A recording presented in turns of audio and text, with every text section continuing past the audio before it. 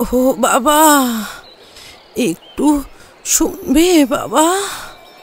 অনেক দিন কিচ্ছু খাইনি, দুটো খেতে দেবে? আমার যে কেউ নেই, কিচ্ছু নেই। পার্থ মন্দির থেকে বেরিয়ে নিজের হোটেলের দিকে যাচ্ছিল। কালই সে এসেছিল কাশীতে। আজ বিশ্বনাথ মন্দিরে পুজো দেওয়ার পরে একটু ঘুরে দেখবে ভেবেছিল কাশীটা, কিন্তু গরম এমন পড়েছে, এই রোদের মধ্যে কোথাও ঘোরা খুব মুশকিল। এখন সে হোটেলে ফিরে গিয়ে বিকেলে অটো নিয়ে বের হবে নাকি এখান থেকেই একটা অটো ভাড়া করে নেবে, সেইটাই ভাবছিল মনে মনে। কাশীর সরু গলি দিয়ে নিজের মনে চলতে চলতে এই ডাকটা শুনতে পেয়ে একটু চমকে গিয়েছিল। প্রবাসে বাংলা ভাষাটা এমনিতেই বেশি মিষ্টি লাগে, তার উপর আবার এমন করুণ স্বরে কথা বলছেন মহিলা। একজন বেশ বয়স্ক মহিলা, সাদা থান পরা, চুলুস্কো খুস্কো, জামাকাপড় বেশ ময়লা, অনেক দিনের না কাচা, গা দিয়ে দুর্গন্ধ বের হচ্ছে। কে জানে কতদিন স্নান করেনি হয়তো। পার্থ একটু থেমে জিজ্ঞাসা করল, কি হয়েছে আপনার? কে আপনি? কোথায় যাবেন? এই তো বাবা, ওই মণিকর্ণিকার ধারে একটা আশ্রমে। আর কি বলবো, বর মরে গেছে অনেক দিন, দুই ছেলের কেউ দেখে না বাবা, অনেক দিন কিচ্ছু খাইনি, একটু খেতে দেবে বাবা? আমার কাছে তো কিছু খাবার নেই এখন, এই কয়েকটা টাকা দিচ্ছি, একটু কিছু কিনে খেয়ে নিন। পকেট থেকে 100 টাকা বার করলো পার্থ। কিছুদিন আগেই একটা ভালো চাকরি পেয়েছে সে, প্রথম মাইনে পেয়ে এখনো পকেট গরম রয়েছে, সেজন্যই একেবারে তড়িঘড়ি টিকিট কেটে বেনারসে সে ঘুরতে এসেছে। তাছাড়া মা বলেন প্রথম মাইনের কিছুটা গরিব দুঃখীকে দিতে হয়। না বাবা, না, টাকা নেব না, কেউ আমাকে খেতে দেয় না, তুমি চলো না বাবা আমার সাথে, একটু একটু খাবারই আমাকে কিনে দেবে? পার্থ একবার ঘড়ির দিকে দেখল, অনেক ভোরে বেরিয়েছিল সে হোটেল থেকে, খাওয়া দাওয়া কিচ্ছু হয়নি। খিদে পেয়েছে বলেই মাথাটা ঠিক কাজ করছে না। বুড়িমাকে নিয়ে কোনো একটা দোকানে কিছু খাইয়ে দিয়ে নিজেও কিছু খাওয়া যাবে। আর না খাওয়ানোর কি আছে, এই তো সামনেই পরপর পুরি সবজি বিক্রি হচ্ছে। আচ্ছা চলো, যাচ্ছি। যেতে পারবে তো আমার সাথে?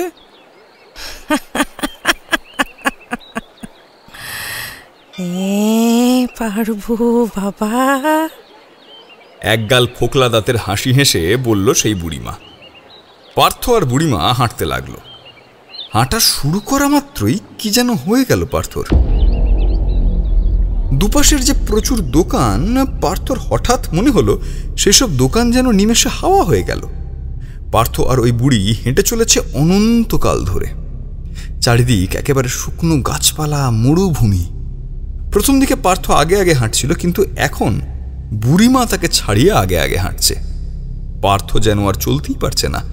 দুপুর গড়িয়ে বিকেল, বিকেল গড়িয়ে সন্ধ্যা নামলো, অথচ পার্থ তখনও হেঁটে চলেছে। সামনে একটা ঘন জঙ্গল। এইটা কোথায় সে এসে পড়ল? নতুন জায়গা, সে কি রাস্তা হারিয়ে ফেলল? পার্থ আর চলতেই পারছে না, কোনো মতে পাটা টেনে টেনে চলছে। কি রে, কষ্ট হচ্ছে? একটু শুবি না কি রে? পার্থর মনে হলো মা যেন কথাগুলো বলছে কানে কানে। আলগোছে ঘাটটা এমনি নাড়ল পার্থ, আবার সেই মায়াময়ী কণ্ঠ বলে উঠল, আয়, শুবি আয়, আমার কোলে মাথা রেখে শুবি আয়, আমি হাত বুলিয়ে দেব, দেখবি খুব আরাম লাগবে। পার্থ শুয়ে পড়ল। সেই জঙ্গলের মাঝখানেই শুয়ে পড়ল। কি শান্তি! মনে হচ্ছে যেন স্বর্গের মাটিতে সে শুয়ে রয়েছে। কে যেন হাত বুলিয়ে দিচ্ছে তার শরীরে। কে দিচ্ছে? বুড়িমা? তাই হবে হয়তো। পার্থর খুব ঘুম পাচ্ছে। ঘুমিয়ে পড় বাছা, শান্তিতে ঘুমিয়ে পড়। বেনারসের রাস্তায় এক ভয়ঙ্কর বিভীষিকা দেখা যাচ্ছে আজকাল। কম বয়সী যুবকদের কাছে এক বৃদ্ধা বাঙালি মহিলা এসে খাবার চায়। তারপর তাকে ভুলিয়ে ভালিয়ে নিয়ে যায় মণিকর্ণিকার ঘাটে। শ্মশানের পাশে এক ফালি জঙ্গল আছে সেখানে। কিছুদিন বাদে সেই জঙ্গল থেকে উদ্ধার হয় সেই যুবকদের নগ্ন মৃতদেহ। সারা শরীর রক্ত শূন্য, আর শরীরে আঁচড়ের দাগ। পুলিশ এসে দেহগুলোর পরীক্ষাও করেছে, কিন্তু কোনো কিছুই উদ্ধার করতে পারেনি কেউ। কোনো জন্তুর কাজ এটা নয়। কোনো জন্তু কাউকে খাওয়ার আগে জামা কাপড় খুলে নেয় না, আর এক্ষেত্রে শরীরের মাংস কেউ খায়নি, শুধু রক্ত চুষে নেওয়া হয়েছে। অবশ্য তার আগে সারা শরীরে আঁচড়ে কামড়ে ক্ষতবিক্ষত করে খানিকটা পৈশাচিক কষ্ট দিয়েছে। ফলস্বরূপ যা হওয়ার তাই হয়েছে। কাশীতে প্রচুর সাদা থান পরা বৃদ্ধা মহিলা ভিক্ষা করে খায়। লোকে রাগের চোটে কতজনকে পিটিয়ে মেরেছে। পুলিশ যে কত বৃদ্ধাকে থানায় তুলে নিয়ে গিয়ে রেখেছে তার কোনো ঠিকানা নেই, কিন্তু এত কিছুর পরেও আসল ঘটনা বন্ধ হয়নি।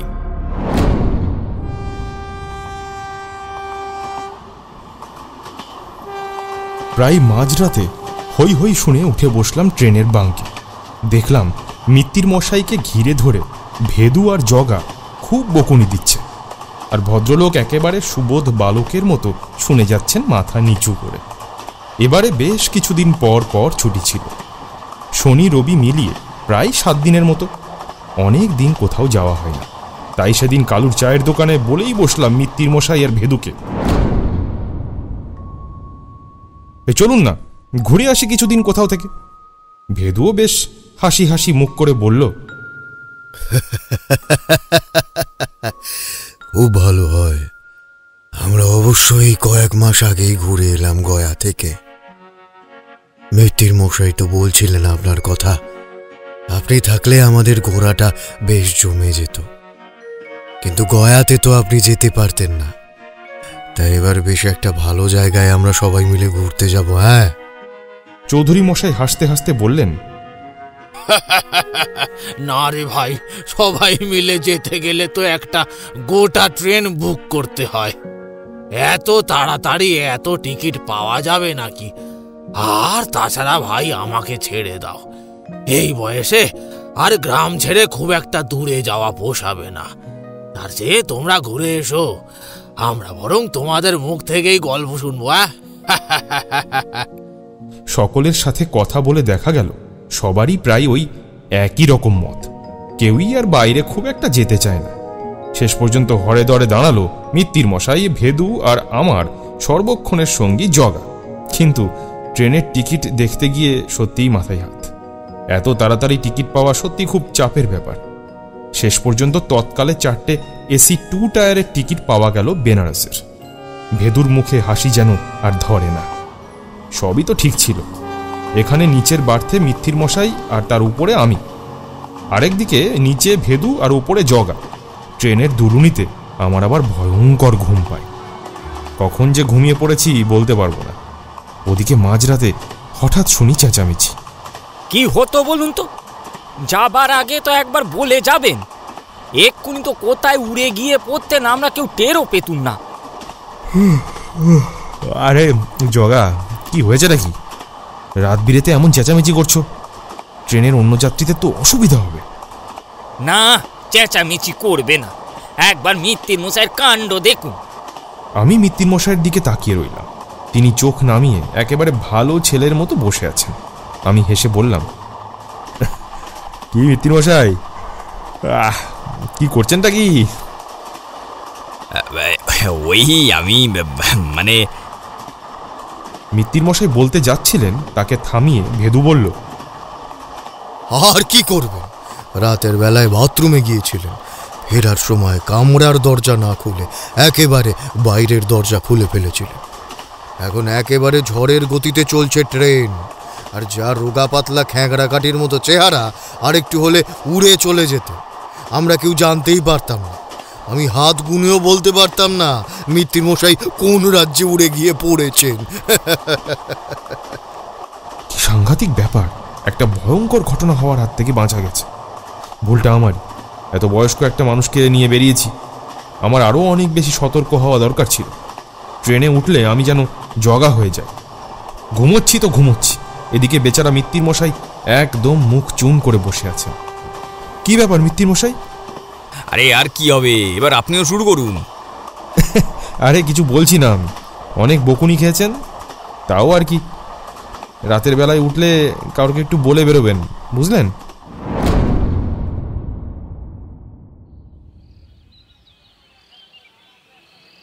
বেনারসে ট্রেন থেকে নামার পর মনটা যেমন খুশি খুশি হয়েছিল, স্টেশন থেকে বেরিয়ে অটো স্ট্যান্ডের দিকে যেতেই মনটা পুরো বদলে গেল। এক ভদ্র মহিলা রাস্তায় বসে একেবারে হাউ হাউ করে কাঁদছে। জগা সেদিকে তাকিয়ে বলল, নিঘাত মালপত্র সব হারিয়ে ফেলেছে। ও মিত্তির মশাই, আপনার সুটকেসটা দেন তো দেখি, আপনাকে বিশ্বাস নেই। কিন্তু আমার মন জগার কথা ঠিক মানতে চাইল না। বেশ তো দেখা যাচ্ছে ভদ্রমহিলার সুটকেস, একটা ছোট ব্যাগ, মালপত্র তো সবই ঠিক আছে, তবে কি এমন হলো? সামনের এক অটোওয়ালাকে জিজ্ঞেস করলাম, ক্যা হুয়া ভাইয়া? আমার বাঙালি টোনে হিন্দি শুনে লোকটা একটা মস্ত পান মুখে দিয়ে চিবোতে চিবোতে বলল, বাঙালি হয় কা? হ্যাঁ, কেন? লোকটার কথার ভঙ্গিতে মেজাজ বিগড়ে গিয়েছিল, তাই আমার গলাটাও একটু চড়ে গিয়েছিল। ये सब एक बंगाली का काम है, हर रोज कोई ना कोई मर रहा है। কি মুশকিল, কেউ না কেউ রোজ মরছে, তো এতে বাঙালির দোষ কোথায়? অটোওয়ালা আমার গম্ভীর মুখের দিকে তাকিয়ে পুরো ঘটনাটা বুঝিয়ে বলল। সব শুনে জগা খ্যাঁক খ্যাঁক করে বলে উঠল, এ তো আচ্ছা মুশকিল, এ যে দেখছি কাউকে বিপদে আপদে সাহায্য করাও যাবে না। আমাদের দেশ গাঁয়েও এমন অনেক প্রেত দেখা যায়, তাদের বলে কাঁদার মা।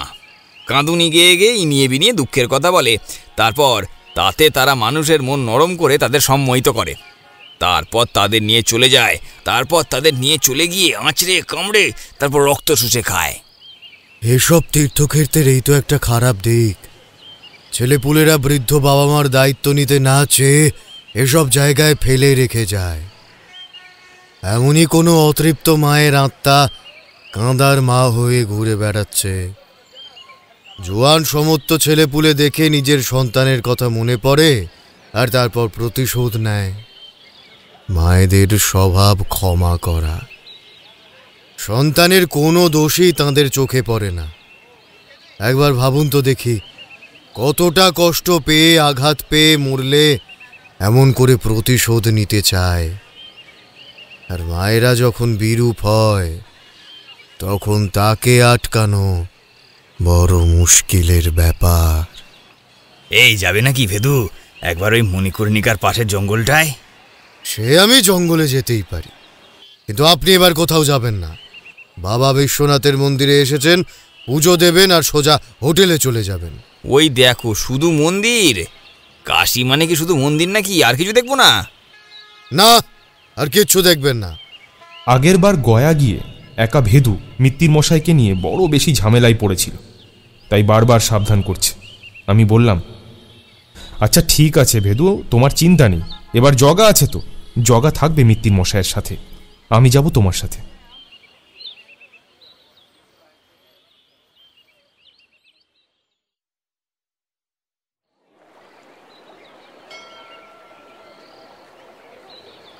পরদিন সকালে মন্দিরে পুজো দিয়ে বের হয়েছি সবে, হঠাৎ একেবারে সামনে এক মহিলা, ঠিক যেমন অটোওয়ালা বলেছিল, একেবারে হাড় জিরজিরে কঙ্কালসার শরীর, সাদা থান পরা বয়স্কা মহিলা। কিছু বলার আগেই আমি একেবারে শক্ত কাঠের মতো দাঁড়িয়ে পড়লাম। জগা একেবারে ষাঁড়ের মতো চেঁচিয়ে বলে উঠল, আরে এখানে কিছু মিলবে না, যাও তো দেখি বুড়ি। বেচারি বোধহয় ব্যাপারটা আন্দাজ করে বলল, हम हो नहीं है, वो तो एक बंगाली है। সত্যি এই মহিলা বাংলায় কথা বলছে না, তবে এ নিশ্চয়ই ওই কাঁদার মা নয়। আমি আস্তে করে মিত্তির মশাইয়ের দিকে তাকালাম। তিনি বললেন, এ তো আচ্ছা ফ্যাঁসাদে পড়া গেল, সব বুড়ো বুড়িদের তো একরকমই দেখতে হয়, কি যে করা যায়। বৃদ্ধা মহিলার চোখে মুখেও বিরক্তির চিহ্ন। যাও বা একটু ভিক্ষে টিক্ষে পাওয়া যাচ্ছিল, এখন আর সেসব কিছুই পাওয়া যাচ্ছে না ওই হতচ্ছাড়ি বাঙালি মরা বুড়িটার জন্য। ভেদুর কাছে প্রসাদের একটা পুটুলি ছিল, সেটাই সে তুলে দিল ওই মহিলার হাতে। আমি বললাম, ভেদু এখন একবার যাবে নাকি ওই মণিকর্ণিকার ঘাটের দিকে? হ্যাঁ আমিও যাব, চুপ, একদম চুপ। আপনি হোটেলে যাবেন। ভদ্রলোক সঙ্গে সঙ্গে নেতানো মুড়ির মতো মিইয়ে গেলেন। বেচারা সেই ট্রেনের ঘটনার পর থেকে সকলের কাছ থেকে বকুনি খেয়ে চলেছেন। জগা বলল, তুমি কিছু চিন্তা করো না ভেদু বাবা, আমি এই বুড়োটাকে নিয়ে যাচ্ছি হোটেলে। তুমি আর বিডিও স্যার একবার জায়গাটা ঘুরে আসো। দশাশ্বমেধ ঘাট থেকে মণিকর্ণিকা ঘাটে অটো আছে, তবে বাইরে এসে এমন কথায় কথায় অটো চড়তে কারই বা ভালো লাগে। মিত্তির মশাই আর জগাকে হোটেলে পাঠিয়ে দিয়ে আমি আর ভেদু বেনারসের গলি দিয়ে হাঁটতে লাগলাম। রাবড়ি, ঘিয়ে ভাজা গরম খাস্তা কচুরি আর পান এসব মিলিয়ে বেনারসের গলি যেন একটা আলাদা গন্ধ আছে। হাঁটতে হাঁটতে সেই গন্ধ উপভোগ না করতে পারলে আর কি করলাম। কথায় বলে মণিকর্ণিকার চিতার আগুন কখনো নেভে না। এখানে একসময় নাকি রাজা হরিশ্চন্দ্র চণ্ডালের কাজ করেছিলেন। আমরা যখন মণিকর্ণিকায় পৌঁছলাম তখনও একসাথে 4টে চিতা জ্বলছে। বেশ কয়েকজন অঘরী সাধু চিতার তাজা ভস্য খোঁজার জন্য এদিক ওদিক ঘুরে বেড়াচ্ছে। ভেদু এক দৃষ্টে সেই জ্বলন্ত চিতার দিকে তাকিয়ে বলল, বিডিও স্যার, এখানে এলে মনটা কেমন যেন অন্যরকম হয়ে যায়, তাই না? মনে হয় জগতের সবকিছুই মিথ্যে, শুধু ওই চিতা ভস্যটুকুই সার। অলক নিরঞ্জন। হঠাৎ একটা 10 দিক কাঁপানো গলার স্বরে আমরা একটু চমকে উঠলাম। এক অঘরী সাধু আমাদের দিকেই এগিয়ে আসছে। মৃত্যুঞ্জয়ের ঘটনার পর থেকে এই অঘরী দেখলে আর ওই এক ধ্বনি অলখ নিরঞ্জন শুনলেই আমার বুক কাঁপে। আমি ভয়ের চোটে ভেদুর হাত চেপে ধরলাম। মৃত্যুঞ্জয় নিজের রূপ হারিয়েছে, কে জানে এখন কার রূপ নিয়ে ঘুরে বেড়াচ্ছে। সেই অঘরী সাধু এসে ভেদুর পাশে বসল। হিরে বেটা, তুই ওই মাইজিকে খুঁজে বেড়াচ্ছিস? আমি চুপি চুপি ভেদুকে বললাম, এও বাঙালি, মৃত্যুঞ্জয় না তো? কাশিতে বাঙালির অভাব নেই, মনে হয় না মৃত্যুঞ্জয় বলে। অঘরী তখনও ভেদুর দিকে চেয়ে আছে উত্তরের আশায়। ভেদু বলল, আপনি চিনতেন ওই মহিলাকে? লোকে বলে কাশিতে মৃত্যু হলে নাকি তার মোক্ষ হয়। মহাদেব স্বয়ং এসে তাকে নিজের মধ্যে বিলীন করে। তবে এই মহিলার ভাগ্যে এমন শোচনীয় পিশাচ জন্ম হলো কেন?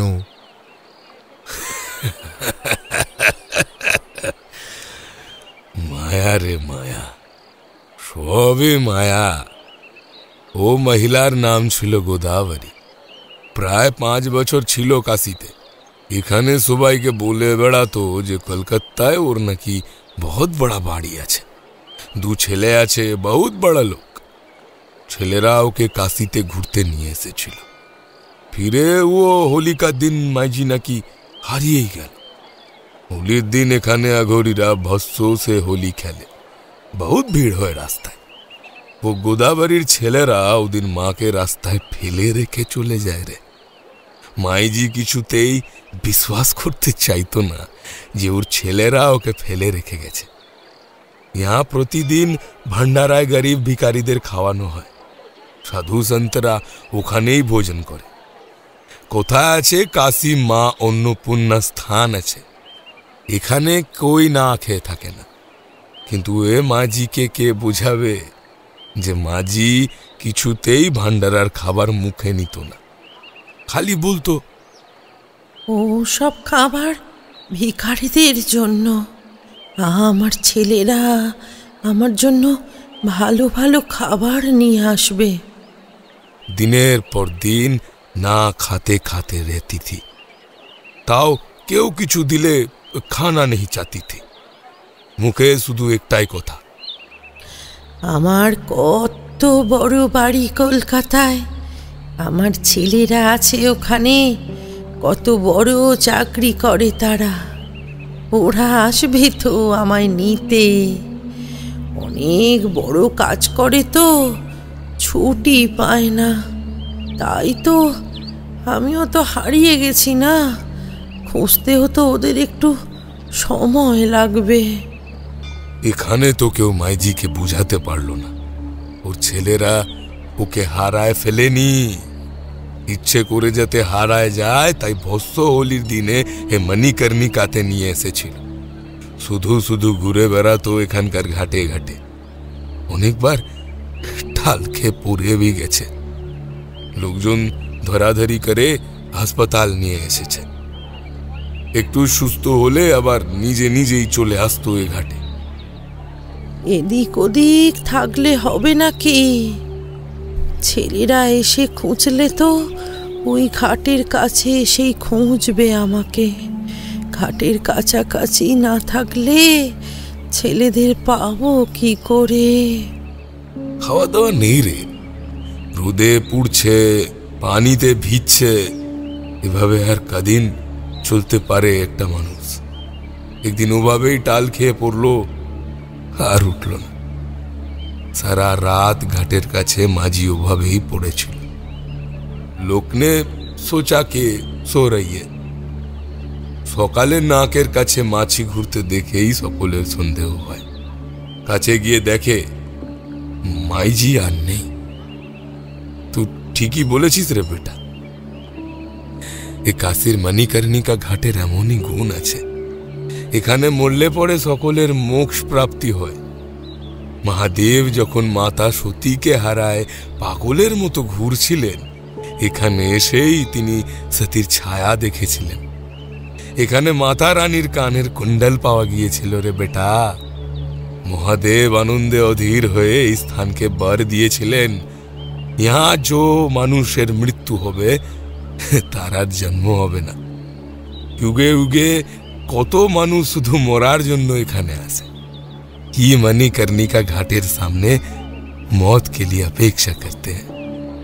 কিন্তু এ মাঝি যে দুঃখ নিয়ে মরেছেন, নিজের ছেলেদের জন্য এত ক্ষোভ ছিল তার মনে, মুক্তি তো হলোই না, উপরন্তু পিশাচ হয়ে ঘুরে বেড়াচ্ছে মাঝি। কাশিতে এমন আজব কাণ্ড इससे पहले कभी नहीं हुआ। আপনারা চেষ্টা করেননি? এখানে তো এত সাধু মহাত্মারা আছেন, কেউ একবারও চেষ্টা করেননি ওই মহিলাকে মুক্তি দেওয়ার? আমি কোশিশ করেছিলাম। আমরা এখানকার সব সাধুরা মিলে অনেক কোশিশ করেছিলাম, পূজা করেছিলাম, হवन भी করেছিলাম, কিন্তু से सब पूजा हवन कुछ भी खत्म नहीं कर पाए हम लोग। वो মাইজি এসে সব হবনে জল ঢেলে দিয়ে গেছে। আমাদের হুঁশিয়ারি দিয়েছে যে কলকাতা থেকে ওর বেটাদের নিয়ে এসে পুজো না করালে ও আমাদের কারো কথা শুনবে না। মরার পরেও সংসারের জন্য চিন্তা, নিজের সন্তানের উপর থেকে মায়া সরাতে পারেনি ওই মহিলা। তা এটা তো একটা ভালো প্রস্তাব, ওর বাড়িতে একটা খবর দিলে হয় না? ভেদুর কথা শুনে সেই অঘরী হেসে উঠল। ওর হাসি দেখে মনে হলো উনি যেন ভেদুকে খুব বিশ্বাস করেছিলেন। ভেদুই যে ওই বৃদ্ধা মহিলার প্রেতাত্মাকে বশে আনতে পারবে এই বিষয়ে তিনি নিশ্চিত ছিলেন। এখন সে এমন বোকার মতো কথা বলছে দেখে তিনি হেসে উঠলেন। আরে আরে কি বুর্বকদের মতো কথা বলছো তুমি? ওর বাড়ি কোথায় সেটা জানতে পারলে তো ও বেঁচে থাকার সময় খবর পাঠানো যেত। এখন কোথায় খাবার বেচবো? আমরা যখন মণিকর্ণিকা ঘাটে বসে এই সব কথা বলছি, এমন সময় এক ভদ্র মহিলা ছুটতে ছুটতে এলেন। मेरे पोती को देखा, थोड़ा लंबा पिंक कलर का शर्ट थी, कोई देखा तुम लोग? অঘরী সাধু একটা লম্বা নিঃশ্বাস নিয়ে বললেন, এক और गया। এই ঘাটের পিছনের দিকটার জঙ্গলটা আপনি চেনেন, যেখানে ওই মাইজি নিয়ে যায় যুবকদের, চেনেন আপনি? কেন চিনব না? এই কাশীর হর রাস্তা আমি চিনি। ভেদু আর কিছু বলল না, উঠে দাঁড়ালো। পিছনে তখনও ওই মহিলা তাঁর স্বামীকে খুঁজে বেড়াচ্ছেন। বাস্তবটা হয়তো ওই অঘরী সাধুর মতো সকলেই জানে, তবু মুখে কিছু বলছে না। আমি, ভেদু আর সেই অঘরী সাধু গেলাম পিছনের জঙ্গলটার দিকে। একটা বিশাল বাড়ি, অঘরীর ভাষায় হাভেলির মধ্যে দিয়ে একটা রাস্তা, তারপর সরু একটা পেঁচানো গলি। সেই গলি চলে গেছে আরেকটা নাম না জানা ঘাটের দিকে। সেই ঘাটের পাশেই একটা জঙ্গল, শুধুই কাঁটা ঝোপ। সেই জঙ্গলের মধ্যে দিয়ে একটা সরু রাস্তা চলে গেছে। সেখান দিয়ে হাঁটা খুব কষ্টকর। একটু হাঁটলেই আশেপাশের কাঁটা ঝোপে লেগে জামাকাপড় ছিঁড়ে যাচ্ছে। আমার কনুইয়ের কাছে বেশ খানিকটা কেটে গেছে। আর একটু যাওয়ার পরেই চোখে পড়ল একটা গোলাপি কাপড়ের টুকরো, সঙ্গে খানিকটা রক্ত। ভেদু সেই কাপড়ের টুকরোটা হাতে নিয়ে হাঁটতে লাগলো। কিছুটা যেতেই একটা অদ্ভুত আওয়াজ পেলাম। আওয়াজটা কেমন যেন গা ঘিন ঘিন করা। ঠিক কিসের আওয়াজ বুঝতে না পেরে ভেদুর দিকে তাকিয়েছিলাম, কিন্তু তার আগেই চোখ গেল সেই অঘরী সাধুর দিকে। ডান হাত বাড়িয়ে দিয়ে আমার গতি রোধ করে আমাকে সাবধান করলেন তিনি। সাবধান বেটা, সাবধান। তাকিয়ে দেখলাম একটু দূরেই উলঙ্গ হয়ে পড়ে আছে এক যুবক। সারা শরীরে তার আঁচড়ের দাগ, আর তার ঘাড়ের কাছে মুখ ডুবিয়ে সমস্ত রক্ত শুষে নিচ্ছে এক বৃদ্ধা মহিলা। হয়তো আমাদের পায়ের শব্দে তার এই মহান কাজে কিছুটা ব্যাঘাত সৃষ্টি হয়েছে। একবারের জন্য ঘাড় ঘুরিয়ে দেখল সে। এরকম ভয়ঙ্কর মুখ এর আগে আমি আর কখনো দেখিনি। হাড় জিরজিরে কঙ্কালসার শরীর, ঠোঁটের দুপাশ দিয়ে রক্ত গড়িয়ে পড়ছে। সেই পিশাচিনী বুড়ির চোখ সোজা আমার দিকে। কিরে, আসবি নাকি? হ্যাঁ, ঘুমবি? ঘুমবি? এখানে ঘুমবি? হ্যাঁ, কিরে? এত ভয় এর আগে কখনো পাইনি আমি। আমার যেন খেয়ালই হলো না যে ভেদু আমার সাথে আছে। আমি সব ফেলে হঠাৎ দৌড়তে লাগলাম পেছনের দিকে। কানে এলো সেই পিশাচিনীর হাসি আর ভেদুর গলা। ও ভিডিও স্যার, আপনি দাঁড়ান, আমি আসছি। ওভাবে দৌড়বেন না, পড়ে যাবেন তো। আমরা আসার আগে থেকেই ব্যাপারটা শুরু হয়েছিল। পরদিন থেকে দেখলাম রাস্তাঘাট আরও ফাঁকা হতে শুরু করেছে। লোকাল লোক ছাড়া সেরকম আর কারোকে দেখা যাচ্ছে না। আমরা যে হোটেলে ছিলাম সেখান থেকেও দেখলাম বেশ কয়েকজন বোর্ডার ঘর ছেড়ে দিয়ে চলে গেলেন। এর মধ্যে আমি একবার থানায় গিয়েছিলাম সেই ভদ্র মহিলার বাড়িতে যোগাযোগ করার ব্যাপারে। পুলিশ আগে থেকেই যোগাযোগ করার জন্য অনেক চেষ্টা করেছে, কিন্তু কোনো লাভ হয়নি। একদম শুরুতে যদি পুলিশ একটু চেষ্টা করত তাহলে হয়তো ওই মহিলাকে জীবন্ত অবস্থাতেই বাড়িতে পাঠানো সম্ভব হতো। ভেদুকে দেখলাম তার ঝোলা হাতড়ে হাতড়ে কি যেন খুঁজছে। আসলে প্রত্যেকবার এইসব কাজের জন্য দরকারি সব জিনিস ভেদুর ঝোলাতেই থাকে, কিন্তু এবার তো ভেদু বেড়াতে এসেছে, তাও জামতলা ছেড়ে এতটা দূরে। সব জিনিস আনতে পারিনি। মিত্তির মশাই বললেন, তুমি কি আজই যাবে নাকি ভেদু? ভেদু ঝোলা থেকে চোখ সরিয়ে তাঁর দিকে তাকাতেই তিনি বলে উঠলেন, আরে না না, আমি বলছি তুমি যাবে নাকি? হ্যাঁ, আমি যাচ্ছি না বাবা, পাগল নাকি? বুড়োর শরীরে রক্ত নেই কিছু, ও বুড়ি খাবে কি এর থেকে? হ্যাঁ, যাবো তো বটেই, কিন্তু ভাবছি বুড়িকে বাঁধবো কি দিয়ে। আমার সেই বটের ঝুড়ি দিয়ে বানানো দড়িটা আনিনি তো এবার। দেখা যাক বাবা বিশ্বনাথের কি ইচ্ছা। ভেদু আর আমি যখন আবার মণিকর্ণিকার ঘাটে এসে পৌঁছলাম তখন বিকেল হয়ে গেছে। আজও শুনলাম বুড়ি নাকি একজনকে ভুলিয়ে ভালিয়ে নিয়ে এসে মেরে ফেলেছে। মণিকর্ণিকা আর দশাশ্বমেধ ছেড়ে বুড়ি এবার একটু দূরের ঘাটের দিকে হাত বাড়াচ্ছে। আগের দিন যে অঘরী সাধুর সাথে কথা হচ্ছিল তিনি বেশ কিছু অঘরীকে জড়ো করে রেখেছে দেখলাম। ভেদু আসতেই সকলে একসাথে চিৎকার করে উঠল। ভেদুও তার প্রত্যুত্তরে দুহাত মাথার উপরে তুলে বলে উঠল, জয় বম তারক বম, জয় বম তারক বম, জয় বম। সকলে মিলে একসাথে সেই জঙ্গলের পথে পা বাড়ালাম। জঙ্গলে ঢোকার আগে অবধি আকাশে রোদের আভাস ছিল, চারদিকটা বেশ পরিষ্কার দেখা যাচ্ছিল। কিন্তু ওই কাঁটা ঝোপে ঢোকার মুহূর্তে কি যে হলো, হঠাৎ করেই যেন সূর্যটা গঙ্গার জলে ঝাঁপ দিল। হঠাৎ করেই সন্ধে হয়ে গেল। অবশ্য সেজন্য সকলে প্রস্তুত ছিল। অঘরীদের হাতে জ্বলে উঠল মশাল। আমরা সবাই পাশাপাশি চলছিলাম। হঠাৎ মনে হলো পিছন থেকে কে যেন আমার পিঠে হাত রাখল। চমকে পিছনে তাকাতেই দেখলাম সেই মহিলা, একেবারে কঙ্কালসার চেহারা, ঠোঁটের দুপাশে এখনো শুকনো রক্তের দাগ, সেই মহিলা আমার কাঁধে আলতো চাপ দিলেন। আমার মনে হলো হাতটা যেন আমার কাঁধের মাংস ভেদ করে একেবারে হাড় অবধি ঢুকে গেল। যন্ত্রণায় মনে হলো আমার প্রাণটা বেরিয়ে যাবে। তবু আমি কোনো কথা বলতে পারলাম না। আমার দুপাশ দিয়ে অঘরীরা আস্তে আস্তে চলে গেল, অথচ তারা কেউ কিছু বলল না, আমাকে সাহায্যও করল না। মনে হচ্ছে আমি ছাড়া বোধহয় ওই মহিলাকে আর কেউ দেখতে পেল না। আমার খুব খিদে পেয়েছে, আমাকে কিছু খেতে দিবি? মহিলার ঠোঁটের ফাঁকে কেমন যেন একটা অদ্ভুত হাসি। আমি অনেক কিছু বলতে চাইলাম, মহিলার হাত ছাড়িয়ে পালাতে চাইলাম, কিন্তু পারলাম না। মহিলা একটু বাঁধে হাঁটতে শুরু করলো। আমি তার পেছন পেছন যেতে লাগলাম। মনে হলো অনেকক্ষণ ধরে হাঁটছি আমি, আর চলতে পারছি না। পা টেনে টেনে কোনো মতে চলছি। একটা সময়ে মুখ থুবড়ে পড়ে গেলাম আমি। কি রে, খুব কষ্ট হচ্ছে, শুবি নাকি একটু? মনে হচ্ছে যেন পৃথিবীর আরেক প্রান্ত থেকে কথাগুলো ভেসে আসছে। আমি ওই মহিলার কোলে মাথা দিয়ে শুয়ে পড়লাম। মহিলা আমার মাথায় বিলি কেটে দিতে লাগলো। আঙুলগুলো যেন কেটে বসে যাচ্ছে আমার মাথার উপর, তবুও বেশ বেশ ভালো লাগছে। কি অদ্ভুত যন্ত্রণা! যন্ত্রণা যে কখনো ভালো লাগতে পারে তা জানতাম না আগে। হঠাৎ মনে হলো পৃথিবীটা ওলট পালট হয়ে গেল।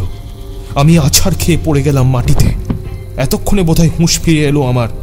কি ভীষণ যন্ত্রণা সারা গায়ে, গায়ে, হাতে, কপালে, গালে আঁচড়ের দাগ।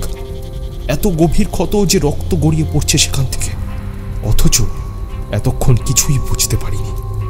তাকিয়ে দেখলাম ভেদু তার ধুলো পোড়া ছুঁড়ে মারছে সেই বুড়িকে। তাতে হয়তো সে আমাকে ছেড়ে দিয়েছে, তবে তেমন কিছু লাভ হয়নি। দুহাতের নখ লাল হয়ে আছে আমার রক্তে। সেই রক্ত বুড়ি চেটে চেটে খাচ্ছে আর অদ্ভুতভাবে হাসছে।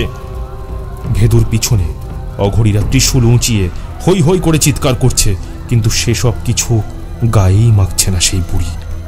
খানিকক্ষণ বাদে অত্যন্ত নিষ্পৃহভাবে আমাকে ছেড়ে দিয়ে উল্টো দিকের আঙুল চাটতে চাটতে সে চলে গেল। পরিষ্কার বোঝা গেল ভেদু বা অন্য কোনো অঘরীর ভয়ে ওই মহিলা চলে যায়নি, চলে গেল নিজের ইচ্ছায়। যেন ঘৃণায় আমাকে অর্ধভুক্ত রেখেই সে চলে গেল। ভেদু ছুটে এলো আমার কাছে। হলোটা কি? আপনি আমাদের ছেড়ে এখানে কি করে চলে এলেন? ভেদু একের পর এক ধমক দিয়েই চলেছে, আর আমি ফ্যাল ফ্যাল করে তাকিয়ে আছি ভেদুর দিকে। মনে হচ্ছে ভেদু যেন কোনো এক অচেনা ভাষায় কথা বলে চলেছে।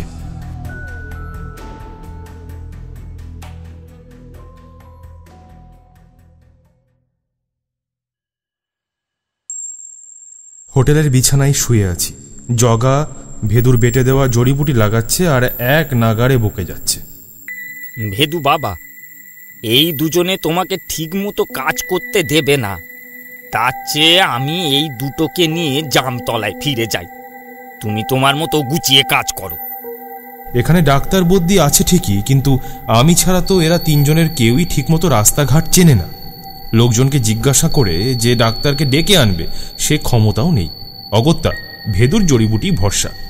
তবে ভেদুর ওষুধের গুণ আছে।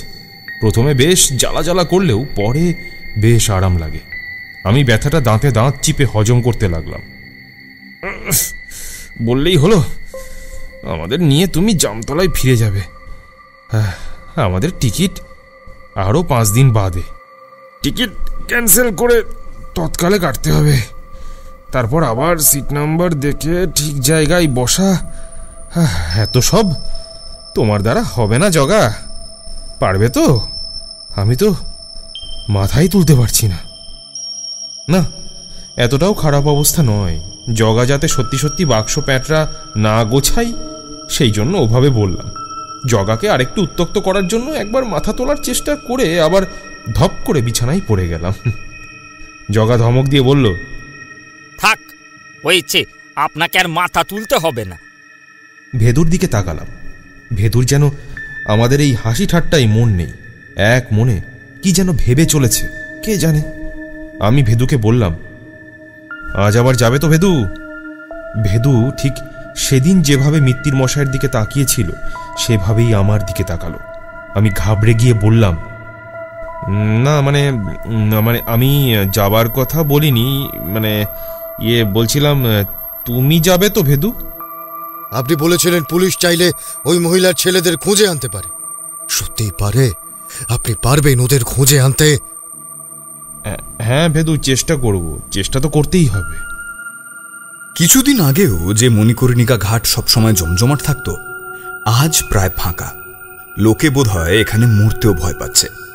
কিছু অঘরী সাধু ছাড়া আর কেউ নেই এখানে। ভেদু আজ একাই গেল জঙ্গলের দিকে। অঘরীদের সাথে কথা হয়েছে। বিডিও স্যার পুলিশের সাথে কথা বলে বুড়ির ছেলেদের আনার ব্যবস্থা করলে তাদের নিয়ে মণিকর্ণিকা ঘাটে বুড়ির শ্রাদ্ধানুষ্ঠান হবে। কাঁটা ঝোপ সরিয়ে ক্রমশ এগিয়ে চলেছে ভেদু। কিছুটা যেতেই একটা হাসির শব্দ পেল।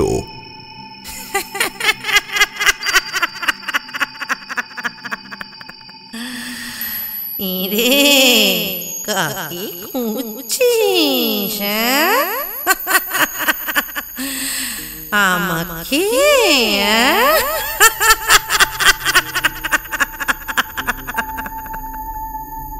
ভেদু তাকালো, কিন্তু কাউকে দেখতে পেল না। এদিক ওদিক খুঁজছে ভেদু, তবু কাউকে দেখতে পাচ্ছে না।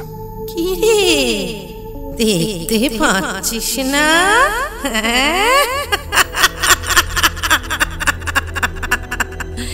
এই তো আমি,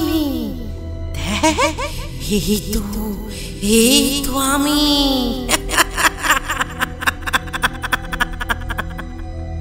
ভেদু আবার এদিক ওদিক দেখল, কাউকে খুঁজে পেল না। হঠাৎ মনে হলো একটু দূরে মাটিতে উবু হয়ে বসে কে যেন কেঁদে চলেছে। ভেদু দৌড়ে গেল সেদিকে, কিন্তু আবার সেখানে কেউ নেই। ভেদু হুমড়ি খেয়ে পড়ল কাঁটা ঝোপের উপর। পিছন থেকে আবারও হাসির আওয়াজ শোনা গেল।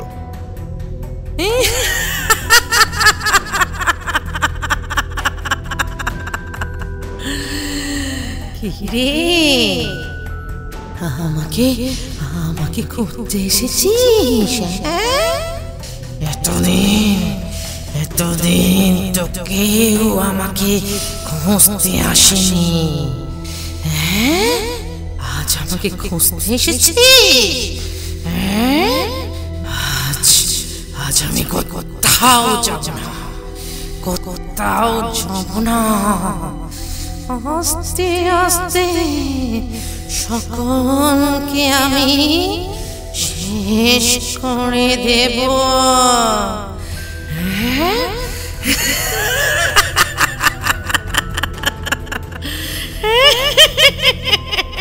ভেদু বেশ চিন্তায় পড়ে গেল। প্রেতকে এক জায়গায় বেঁধে না রাখলে সে কাবু করতে পারবে না। অথচ ওই প্রেতকে বেঁধে রাখার মতো কোনো সরঞ্জাম তার কাছে নেই। ধুলো পড়া ছুঁড়ে কিছুক্ষণের জন্য হয়তো তাকে শান্ত রাখা সম্ভব, কিন্তু এই প্রেত যে বারবার অদৃশ্য হয়ে যাচ্ছে। এবার ভেদু তার পিছন থেকে আওয়াজ পেল। কি হলো? কি ভাবছিস? আমাকে বাঁধবি কি দিয়ে? পারবি না, কিছুতে আমাকে বসে আনতে পারবি না।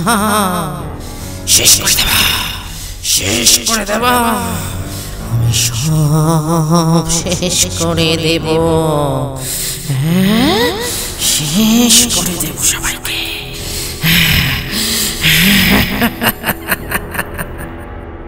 ভেদু পিছনে ফিরল না। যেভাবে দাঁড়িয়েছিল সেভাবেই দাঁড়িয়ে রইল। ঠিক তার পিছনে দাঁড়িয়ে রয়েছে ওই বুড়ি। ভেদু অনুভব করতে পারছে, কিন্তু তাও ও পিছনের দিকে তাকাচ্ছে না। ভেদু জানে পিছনে তাকালেই ওই প্রেত হাওয়ায় মিলিয়ে যাবে। বেশ কিছুক্ষণ ভেদু অপেক্ষা করল। এখনো ওই বুড়ি একই জায়গায় দাঁড়িয়ে রয়েছে। ভেদু আস্তে করে তার ঝোলার মধ্যে হাত ঢোকালো, তুলে আনলো এক মুঠো ধুলো পোড়া। তারপর নিমেষে ঘুরেই ছুঁড়ে দিল সেই বুড়ির দিকে। সামান্য সময়ের জন্য বুড়ি কেঁপে উঠল, কিন্তু তারপরেই ভেদুর উপর ঝাঁপিয়ে পড়ে দুগালে আঁচড় দিয়ে গভীর ক্ষত তৈরি করে। ভেদু যন্ত্রণায় চিৎকার করে উঠল। সেই বুড়ি তখনই সরে যেতে লাগলো, কিন্তু ভেদু নিজের যন্ত্রণা সহ্য করেও রুদ্রাক্ষ পেঁচানো ডান হাত দিয়ে সেই বুড়ির হাত ধরে ফেলল। অশরীরীদের ধরা যায় না, কিন্তু রুদ্রাক্ষের কাছে ছায়াও বন্দী হয়। বুড়ি এবার যন্ত্রণায় চিৎকার করতে লাগলো।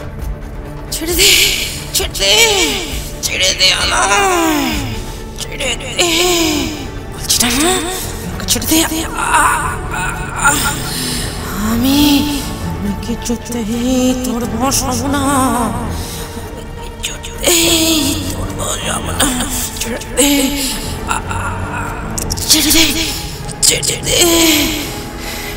রাগের চোটে বুড়ি ভেদুর ওই রুদ্রাক্ষ জড়ানো হাতেই কামড় বসাতে গেল, কিন্তু তাতে কিছু হলো না। রুদ্রাক্ষ জড়ানো হাত অব্দি বুড়ির দাঁত পৌঁছল না, তার আগেই বুড়ি যন্ত্রণায় মুখ সরিয়ে নিল। ভেদু বোধহয় এতক্ষণে খানিকটা নিশ্চিন্ত হল। রুদ্রাক্ষ পেঁচানো হাত দিয়েই তাকে টেনে বসিয়ে দিল এবং নিজেও তার সামনে বসল। এবার সে ইষ্ট নাম জপ করতে শুরু করল। বুড়ি এক জায়গায় বসে রাগে গড় গড় করতে লাগলো। পারবি না, তুই কিছুতে আমাকে বশ করতে পারবি না, বুঝতে পারছিস? পারবি না, পারবি না। ভেদু এক মনে জপ করে যেতে লাগলো। তার চোখ বন্ধ, ডান হাতে রুদ্রাক্ষ পেঁচানো। সেই হাত দিয়ে সে বুড়িকে ধরে রয়েছে। হঠাৎ মনে হলো জগা যেন তার কানে কানে এসে বলছে, ও ভেদু বাবা, তুমি দেখি এখানে বসে আছো, এদিকে বুড়ি যে বিডিও স্যারকে খেয়ে ফেললো। চমকে উঠল ভেদু, চোখ খুলে ফেলল। এক মুহূর্তের জন্য হাত সরিয়ে উঠে দাঁড়াতে গেল, আর ঠিক তখনই বুড়ি সরে এলো সেখান থেকে। আবার খিলখিল করে হেসে উঠল।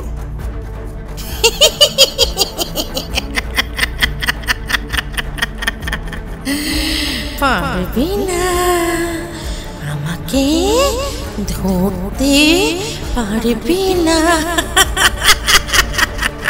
পারবি না, পারবি না, তো সোজা নয়, পারবি না। নিমেষে ওই বুড়ি আবার কোথায় যেন মিলিয়ে গেল।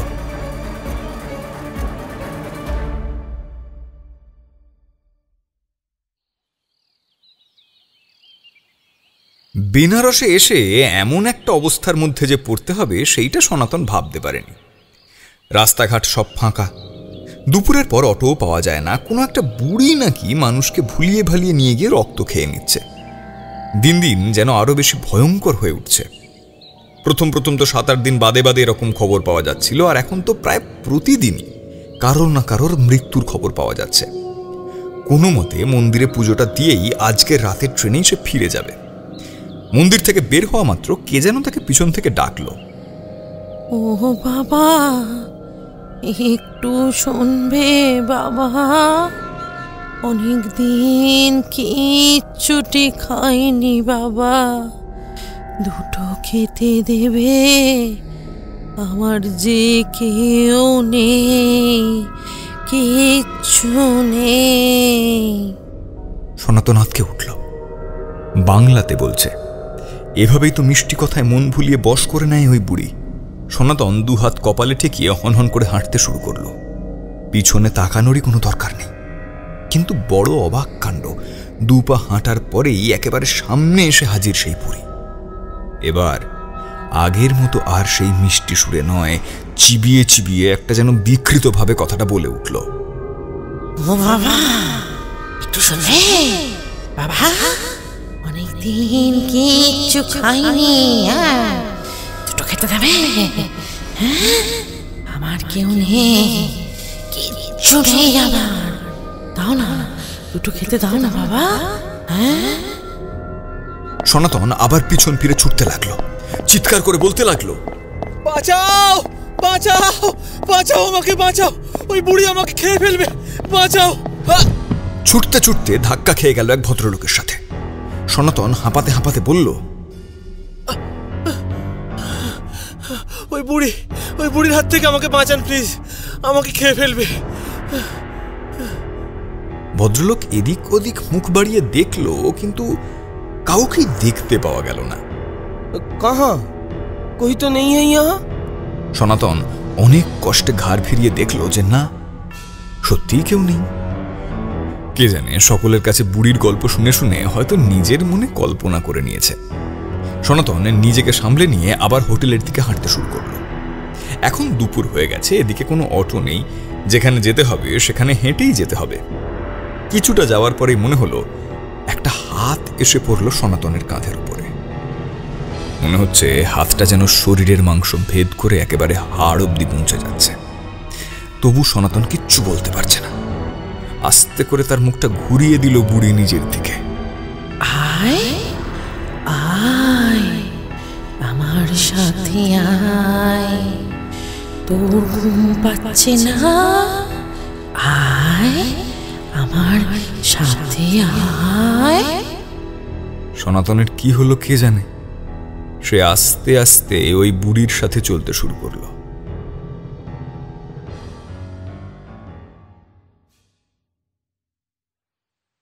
ভেদু এসে বসেছে মণিকর্ণিকার ঘাটে। সারা জঙ্গল সে ঘুরে এসেছে, কোথাও কাউকে দেখতে পায়নি। বুড়ি সেই যে তার সাথে ছলনা করে পালিয়ে গেল, তারপর থেকে আর কোনো খবর নেই। ওদিকে বিডিও স্যারেরও কোনো খবর নেই। পুলিশের সাথে যোগাযোগ করে বুড়ির ছেলেদের নিয়ে আসার কথা, তারা এলে হয়তো একটু সহজে বুড়ির খবর পাওয়া যাবে। হঠাৎ ভেদুর চোখ গেল একটা লোকের উপর, হাতে প্রসাদের ঠোঙা, কিন্তু সেইটা আলগোছে ধরা, যেন মনে হচ্ছে এক্ষুনি সেটা পড়ে যাবে। লোকটা চলেছেও কেমন অপ্রকৃতিস্থ ভাবে, মনে হচ্ছে কেউ যেন ওকে টানতে টানতে নিয়ে যাচ্ছে। ভেদু একবার চিৎকার করে ডাকলো, ও মশাই শুনছেন? কোথায় যাচ্ছেন আপনি? ভদ্রলোক কোনো উত্তর দিল না ভেদুর কথায়। যেভাবে চলছিল সেভাবেই চলতে লাগলো। ভেদু এবার দৌড়ে গেল লোকটার দিকে। ও মশাই, আর শুনছেন? কোথায় যাচ্ছেন এইভাবে? লোকটা হঠাৎ ঘাড় ঘুরিয়ে দেখলো ভেদুর দিকে, তারপর হাতের প্রসাদটা ফেলে দিয়ে ভেদুকে ধাক্কা মেরে ফেলে দিল। তারপর ছুটতে লাগলো জঙ্গলের দিকে। ঘাটের কাছে বসা অঘরীটা ছুটে এলো। সেদিনের সেই অঘরী সাধু ভেদুকে উঠিয়ে বসালো। ये माजी तो बहुत खतरनाक बने গেছে। कहां से लोग पकड़ के নিয়ে আসছে। এভাবে ছেড়ে দিলে হবে না, আমাকে যেতে হবে। ভেদু ছুটলো জঙ্গলের দিকে। কাঁটা ঝোপের জঙ্গল ঠিক একই রকম আছে, কোথাও কাউকে দেখা যাচ্ছে না। বারবার কাঁটা ঝোপের মাঝখান দিয়ে যেতে গিয়ে ভেদুর জামা কাপড় ছিঁড়ে যাচ্ছে। কিছুটা যাওয়ার পরেই ভেদু বুঝলো একটা কাঁটা ঝোপের উপর উপুর হয়ে লোকটা পড়ে রয়েছে। সারা শরীর ক্ষতবিক্ষত হয়ে গেছে, ঝোপের গা বেয়ে রক্ত পড়ছে, আর সেই বুড়ি চেটে চেটে রক্ত খাচ্ছে। ভেদু চেঁচিয়ে উঠল, সাবধান হয়ে যা বলছি, এবার কিন্তু তোর শেষের সময় এসেছে। তোর এত বড় সাহস, তুই আমার সামনে নিরীহ মানুষকে বশ করে নিয়ে আসিস?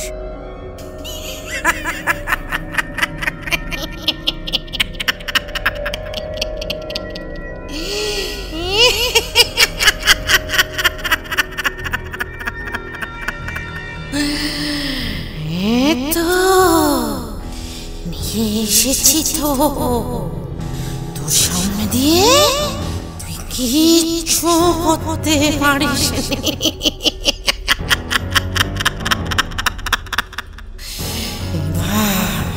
এবার তোর সামনে খাবো, একটু একটু করে খাবো।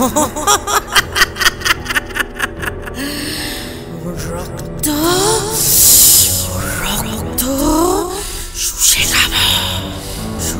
খাবো। তুই কিচ্ছু করতে পারবি না, বুঝছিস? হ্যাঁ, তুই কিচ্ছু করতে পারবি না।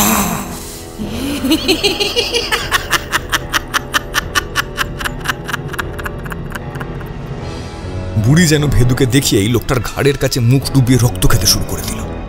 ভেদু বুড়িটাকে ধুলো পোড়া ছুঁড়ে মারল, কিন্তু তাতে তার কিছুই হলো না। এখন ভেদুর কাছে একটাই অস্ত্র। ভেদু আবার তার রুদ্রাক্ষের মালা হাতের মধ্যে পেঁচিয়ে ছুটে গেল বুড়ির দিকে। কিন্তু বুড়ি আগের থেকে অনেক সাবধান এবং আরো অনেক ভয়ানক হয়ে গেছে। সে ওই লোকটার ঘাড় কামড়ে ধরে ঠিক যেমন করে সিংহী তার শাবককে নিয়ে যায়, তেমন করে টানতে টানতে কাঁটা ঝোপের উপর দিয়ে যেতে শুরু করল। ভেদু ছুটতে লাগলো সেই বুড়ির দিকে। এতক্ষণে অবশ্য অঘরী সাধুরাও ছুটে এসেছে। চারদিক থেকে সেই কাঁটা ঝোপ ঘিরে তারা চিৎকার করতে লাগলো। বুড়ির আর কোথাও যাওয়ার জায়গা নেই। ঠিকরে বেরিয়ে আসা আগুনের ভাটার মতো চোখ দিয়ে বুড়ি সবাইকে দেখতে লাগলো। ভেদু এবার আস্তে আস্তে এগিয়ে আসতে লাগলো বুড়ির দিকে। ছেড়ে দে বলছি, ওকে ছেড়ে দে। দেব না, আমার খিদে পেয়েছে, আমার খিদে পেয়েছে। আমি রক্ত খাবো, আমি রক্ত খাবো। ছেড়ে দে বলছি, আমি ওর রক্ত খাবো। ভেদু ছুটে এসে বুড়ির কপালে তার রুদ্রাক্ষ পেঁচানো হাতটা ঠেকালো। বুড়ি এবার চিৎকার করে উঠল। লোকটা পড়ে গেল ধপ করে। ভেদু দেখল লোকটা এখনো বেঁচে রয়েছে, শ্বাস পড়ছে। যদিও সারা শরীর রক্তাক্ত, তবু তাকে বাঁচানো সম্ভব। ভেদু অঘরীদের ডেকে বলল, একে নিয়ে যান এখান থেকে সরিয়ে। এখন আমি শুধু ওই প্রেতের মুখোমুখি থাকবো। দুজন এসে লোকটাকে আস্তে আস্তে সরিয়ে নিয়ে গেল। বুড়ি এখনো চিৎকার করছে, তুই কিছু করতে পারবি না আমার, কিচ্ছু করতে পারবি না আমার। আমি সবাইকে শেষ করে দেবো, সবাইকে শেষ করে দেবো। ভেদু সেসব কথায় কোনো গুরুত্ব না দিয়ে তার জব শুরু করলো। কিন্তু ভেদু কিছুতেই আজ মনোসংযোগ করতে পারছে না, বারবার ব্যাঘাত হচ্ছে। বুড়ি প্রচন্ড জোরে চিৎকার করছে, ভেদুর হাত কেঁপে কেঁপে উঠছে। অঘরীরা আবার এগিয়ে এলো ভেদুর সাহায্যের জন্য। তারা তাদের ত্রিশূল দিয়ে বুড়িকে আটকে রাখার চেষ্টা করলো। তোরা এতদিন মিলে এসেছিস, আমাকে কাবু করতে এসেছিস, হ্যাঁ? কিন্তু পারবি না, আমাকে কিছুতেই থামাতে পারবি না। শুনতে পাচ্ছিস? তাই পারবি না আমাকে কাবু করতে। বুড়ি এবার এত জোরে চিৎকার করে উঠল যেন মনে হলো সকলের কানে তালা লেগে যাবে। ভেদু আপ্রাণ চেষ্টা করেও পারল না।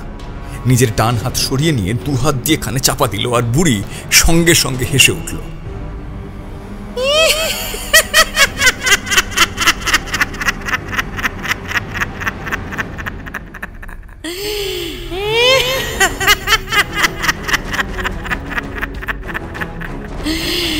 আমাকে আটকে রাখার সাধ্য তোদের নেই, তোদের কারণ নেই, বুঝতে পারলি? হ্যাঁ, আমার ছেলেদের খুঁজে নিয়ে আয়। আমার ছেলেদের খুঁজে না নিয়ে এলে, তাদের না দেখে আমি কিছুতেই যাব না, আমি কিছুতেই যাব না, বুঝতে পারছিস? হ্যাঁ,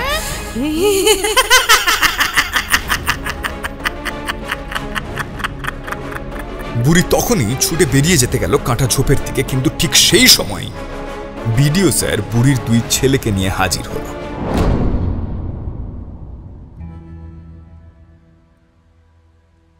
সারাটা দিন পুলিশ স্টেশনে খোঁজাখুঁজির পর্ব চলল। অন্য সময় হলে হয়তো পুলিশ এতটা সাহায্য করত না, যেমনটা করেনি ওই বুড়ি বেঁচে থাকার সময়। কিন্তু কয়েকদিন ধরে এত লোক মরছে যে এবার আর সাহায্য না করে উপায় নেই। কিন্তু ব্যাপারটা খুব একটা সহজ নয়। গোদাবরী দেবী 2-3বার হাসপাতালে ভর্তি হয়, সেখানে নাম ধাম লেখা হয়েছিল, কিন্তু তিনি ঠিক করে ঠিকানা বলতে পারেননি। বারবার জিজ্ঞাসা করায় বলেছিলেন, ওই যে নবারুণের মুদির দোকানের পাশে যে নতুন ফ্ল্যাটটা উঠেছে না, ওর একদম গায়ে মস্ত 4 তলা বাড়ি। এখন কে নবারুণ, কোথাকার নবারুণ, কে তার খোঁজ করবে? কলকাতায় দাদাকে ফোন করে পুরো ঘটনাটা বলতে দাদা বলল, দাঁড়া আমি দেখছি। নবারুণের মুদির দোকান নামখানা আমার যেন বড় চেনা চেনা লাগছে। কি করে চেনা লাগছে, কোথায় শুনেছে কে জানে। যাই হোক না কেন, শেষ পর্যন্ত খবর পাওয়া গেল গোদাবরী দেবীর 2 ছেলের। আমি আর কথা বলিনি, কারণ আমি জানতাম আমার কথা বলাই তারা আসবে না। বেনারসের পুলিশই কলকাতার শোভাবাজার থানায় যোগাযোগ করে 2 ছেলেকে একেবারে বিকেলের মধ্যে উড়িয়ে নিয়ে এসেছে। এখানে আসার পর দুজনে মুখ নিচু করে বসে আছে। প্রথমে মনে হয়েছিল টেনে দুটোকে 2 থাপ্পড় লাগায়। তারপর ভেবে দেখলাম যা করার সেটা গোদাবরী দেবীই করবেন। ভেদু যে ঠিক কোথায় থাকবে আমায় কিছুই বলেনি। তবে আমি 2 জন পুলিশের সাথে গোদাবরী দেবীর ছেলেদের নিয়ে মণিকর্ণিকা ঘাটের দিকেই এলাম। সেখানে অবশ্য তখন কেউ ছিল না, তাই আবার ওই জঙ্গলের দিকে গেলাম। জঙ্গলে ঢোকা মাত্রই ভয়ঙ্কর চিৎকার কানে এলো। মনে হচ্ছে যেন তোলপাড় হচ্ছে সারা জঙ্গল। দেখলাম গোদাবরী দেবীর প্রেতাত্মা কাঁটা ঝোপ ভেঙে পালাবার চেষ্টা করছে। ভেদু আর অঘরীরা কিছুতেই তাকে বশ করতে পারছে না। আমার সাথে ছেলেদের দেখেই গোদাবরী দেবীর প্রেতাত্মা ছুটে এলো এদিকে। প্রথমে তাকে ওইভাবে ছুটে আসতে দেখে ভয় পেয়ে গিয়েছিলাম।